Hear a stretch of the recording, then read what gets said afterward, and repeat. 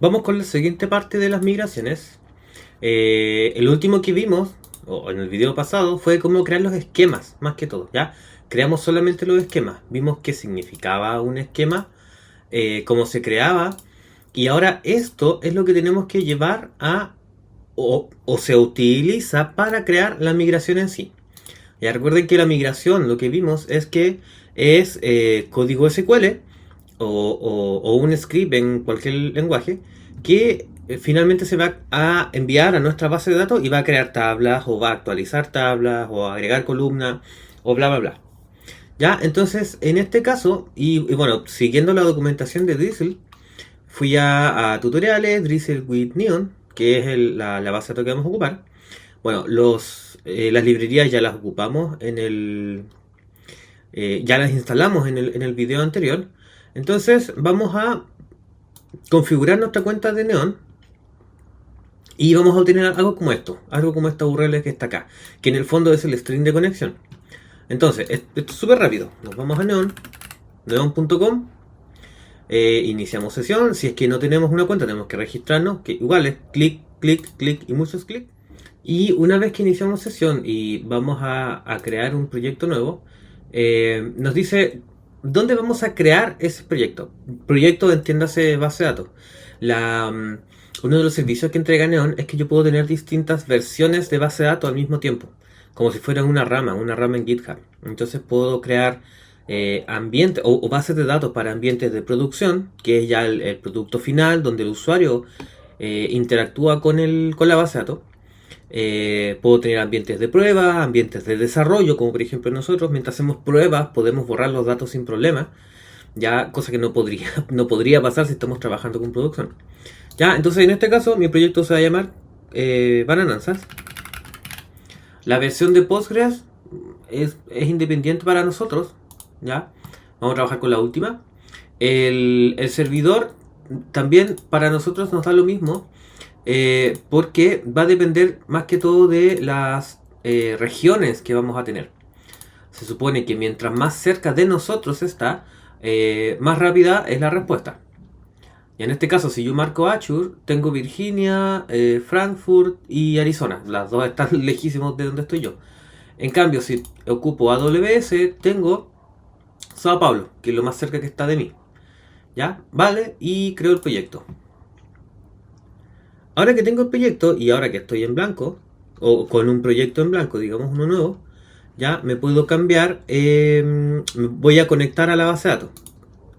Entonces, ahora que Neon nos entregó nuestro string de conexión, que es todo lo que está, estas variables que están acá, por ejemplo, si yo me voy a connection string, me entrega esto, y esto es lo que yo debería entonces tomar. Esto lo copio, y esto para poder ocuparlo en mi equipo local, tengo que crearlo en el archivo dev.vars.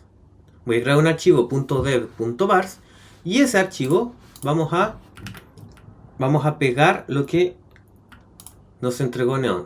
Entonces, ¿qué nos dice Drizzle? Drizzle dice, tienes que crear una variable que se llame database-url y le pegas lo que sea que te haya entregado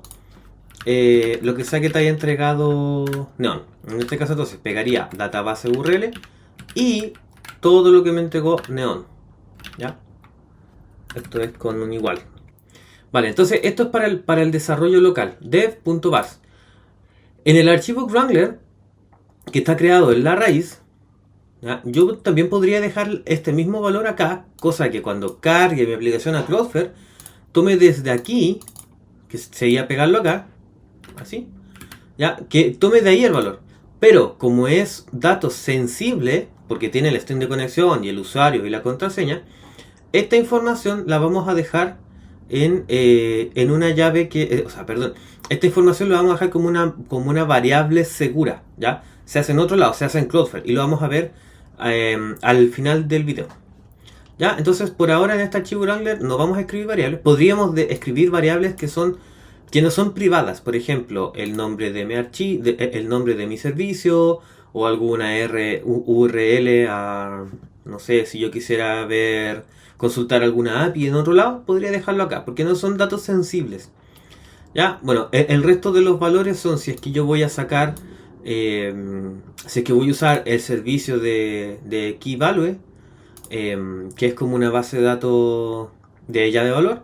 Si es que voy a ocupar buckets, que son como S3 de AWS, o una carpeta donde yo puedo crear archivos.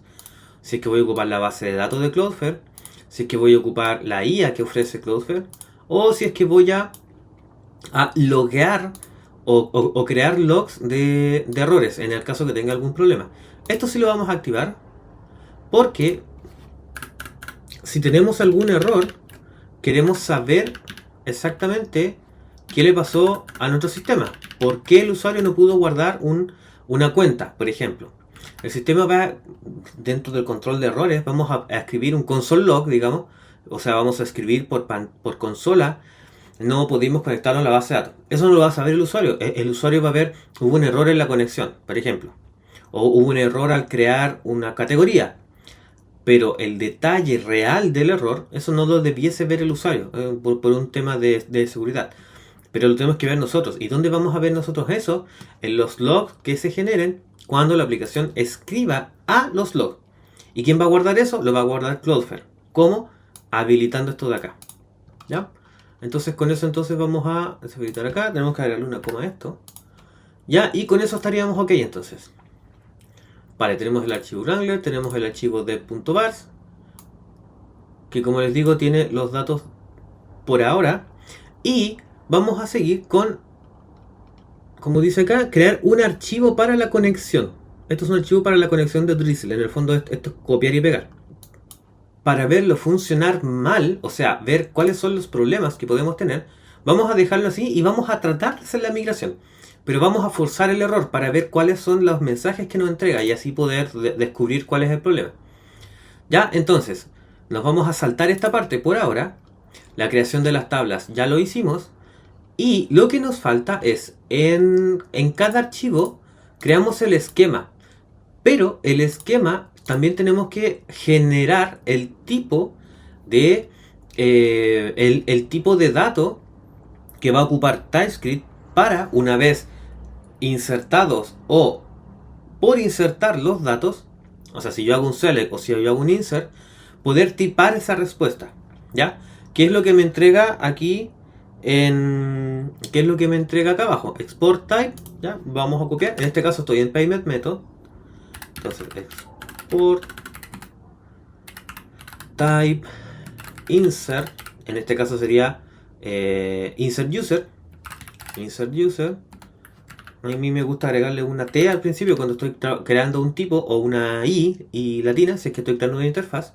Y esto va a ser igual a type of, ¿de quién? User table, que en este caso para nosotros sería user punto signo gato, y nos dice el infer o el select.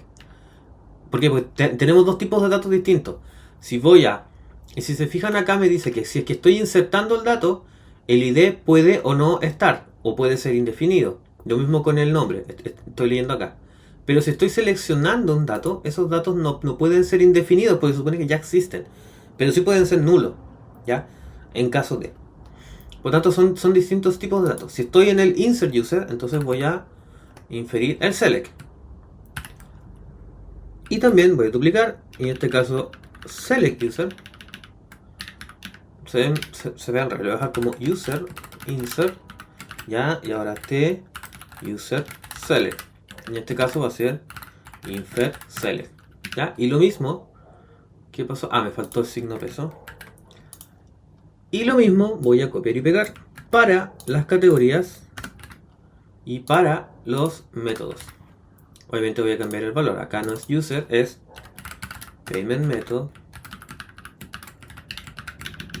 Y acá lo mismo, t payment method insert. Y lo mismo pero en select. Y ahora esto mismo para las categorías. Entonces era t category,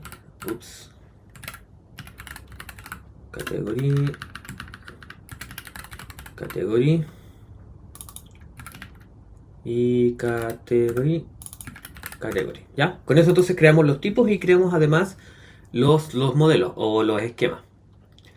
Sigamos con la documentación. Dice, ahora tenemos que, además de haber creado la conexión, para ya una vez hacer o enviar las consultas, tenemos que crear un archivo de configuración, que es a dónde Drizzle va a conectarse, a qué gestor de base de datos vamos a conectarnos, además, si es que es por SQL o si es MySQL, además de la URL de conexión, que es lo que nos dice acá, dónde van a estar los esquemas, dónde voy a dejar las migraciones, en qué idioma voy a hablar, idioma por SQL, idioma MySQL, idioma SQL Server o SQLite. Ya, bueno, SQL Server no tiene soporte a Drizzle, aún no. Y las credenciales, que son básicamente el string de conexión. Esto, como dije, lo mismo que arriba, nos lo vamos a saltar para generar el error, ¿ya? Porque queremos ver cómo se cae, ¿ya? Ahora dice, para crear las migraciones tenemos que correr este comando, drizzle-kit generate, que en el fondo es transformar esto a SQL, que es lo que, por ejemplo, nos está dando acá. Ok, nos vamos entonces a la terminal. Y aquí, npx listkit generate, que va solamente a generar los... O sea, perdón, sí, generate, que va a generar solamente los archivos de SQL. Va a darme un error. Ok, me dice, no me dices o no me diste una ubicación para el archivo de configuración. Así que voy a buscarlo por defecto en la ruta raíz. Lo fue a buscar. Y como no lo encontró, dijo, el archivo no está. Si no está el archivo de configuración, yo no sé a dónde conectarme, no sé en qué lenguaje hablar, no sé dónde están los esquemas, sé nada. Entonces, se cayó, digamos. Me dio un error. Ya, entonces eso pasa cuando no generamos el archivo drizzle-config. Para crear entonces el archivo drizzle-config, dice que tiene que ser en la raíz. Eso fue lo que me dijo, el error. Entonces, en la raíz de bananansas vamos a crear el archivo... ese no. drizzle.config.ts, ¿vale? Tal cual nos sugirió él. Y sigamos la estructura que nos entrega acá. Entonces, export default define config de drizzle-kit. Está bien, es la línea que está acá. Esta es una función que necesita un parámetro. ¿Cuál parámetro? Esquema. ¿Dónde van a estar los esquemas? Out, ¿dónde voy a dejar las migraciones? Out. Dialect, ¿en qué idioma voy a escribir? Estas son las opciones que me entrega. En este caso, ocupemos al tiro PostgreSQL. ¿Y cuáles son las credenciales para conectarse a la base de datos? Que sería entonces URL. Y de acá tenemos que sacar el string de conexión. El string de conexión dijimos que iba a estar en el archivo, se me perdió, en el archivo dev.bars. Pero eso es cuando levantamos la aplicación, ¿ya? Cuando estamos trabajando aún fuera de Cloudflare y de Wrangler en local, de todas maneras tenemos que trabajar con un archivo .env, ¿ya? Porque son dos, como les dije al principio, son tres aplicaciones en el fondo. La aplicación frontend, la aplicación backend y la aplicación para las migraciones o para las bases de datos. Entonces son tres instancias distintas. La instancia del backend ocupa el archivo dev.bars, pero la instancia de la base de datos va a ocupar un archivo .env. Entonces vamos a bananansas back, clic derecho, new file, .env de environment. Entonces en este archivo, y en el fondo es lo mismo que acá, copiar y pegar. Y eso sería todo. Entonces tengo el archivo ahora, el archivo env. Ahora, ¿de dónde voy a sacar los datos? Bueno, del archivo env. Dentro de las librerías que instalamos en uno de los videos anteriores, trabajamos con .env. Y esa librería lo que hace es leer el archivo env y inyectarlo a nuestra aplicación. Entonces, ¿cómo ocupamos eso? Import .env.config y con esto ya cuando levantemos la aplicación para las migraciones, va a tomar todo lo que está escrito en el archivo env. Ahora, ¿cómo llego allá? Process.env.database URL. Ahora, me está dando un error. ¿Por qué? Porque me dice que no puedo asociar a db credenciales un valor que podría ser indefinido. ¿Ya? ¿Por qué indefinido? Porque puede que no exista database URL. A eso se refiere indefinido, porque como el archivo .env es un archivo de texto, puedo o escribirlo mal, como yo hice al principio, que escribí database en vez de database, ya entonces podría no existir. Entonces por eso me dice que esto está mal en el fondo. Ahora, nosotros estamos creando la aplicación, entonces sabemos que va a venir. Por lo tanto, le agregamos el van o el signo de exclamación, que para TypeScript es este atributo que podría ser nulo o indefinido. Con esto yo programador te aseguro a ti, TypeScript, que viene el valor. El valor va a estar. Que también es lo que me define acá. Ok, hagamos la prueba ahora. Nos falta definir los esquemas. Tenemos que decirle dónde están. Dijimos que los esquemas van a estar en src, database y esquemas.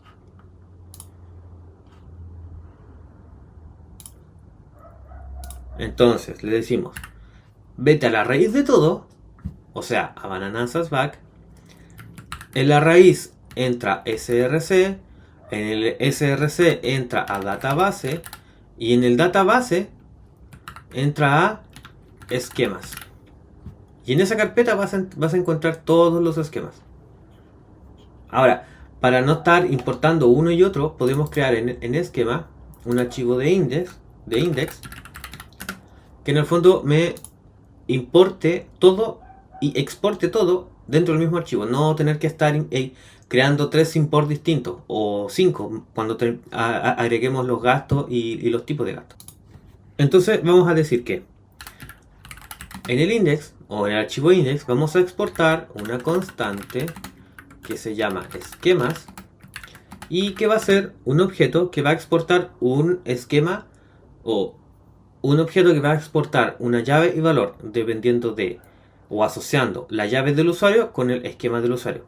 La llave para los gastos, perdón, para los métodos de pago con el esquema de los métodos de pago.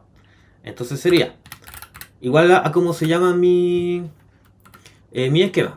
Voy a ir en orden. El esquema de categoría está en el archivo category.schema. El archivo de payment method, este estaba antes, bueno, da lo mismo. Payment method está en el esquema S y user va a estar en el esquema del user. Entonces con esto genero un archivo con o un objeto que adentro tiene los esquemas definidos. Ya con eso entonces le decimos a Delivery que en esta carpeta va a encontrar todo. Vale, y out, bueno, ¿dónde vamos a dejar out? Vamos a dejarlos también. O este parámetro podemos obviarlo en realidad. Bueno, digamos que lo deje aquí mismo en SR Databases. .src databases, ya, pero en vez de out, migrations. Ahí van a quedar las migraciones. Ok, probemos de nuevo. Vamos a ejecutar otra vez y a ver qué va a pasar ahora. Ajá, listo. Dice, voy a buscar este archivo. El archivo lo encontré. Recién no lo había encontrado, pero ahora como lo creamos. Ok, lo encontré. 3 tablas, una por cada modelo de los que creamos. La tabla categorías tiene 5 columnas y una llave foránea. ¿Será verdad? 1, 2, 3, 4, 5. Y este es la llave foránea. Vale, métodos de pago tiene 3 columnas. 1, 2, 3. Y una llave foránea. Usuarios tiene 4. Y no tiene ni índices ni llave foránea. Esa migración la dejé en el archivo src database migration y se va a llamar así. Este nombre es al azar, ¿ya? Lo que no es al azar es el número, el 0000. Significa que esta es la migración 1, la primera creada. Empieza del 0 en adelante. Y lo que sigue, el Busy Red School, eso es un nombre al azar. Genera palabras sin sentido. Es solamente para diferenciar archivos. Ok, veamos qué hay en ese archivo.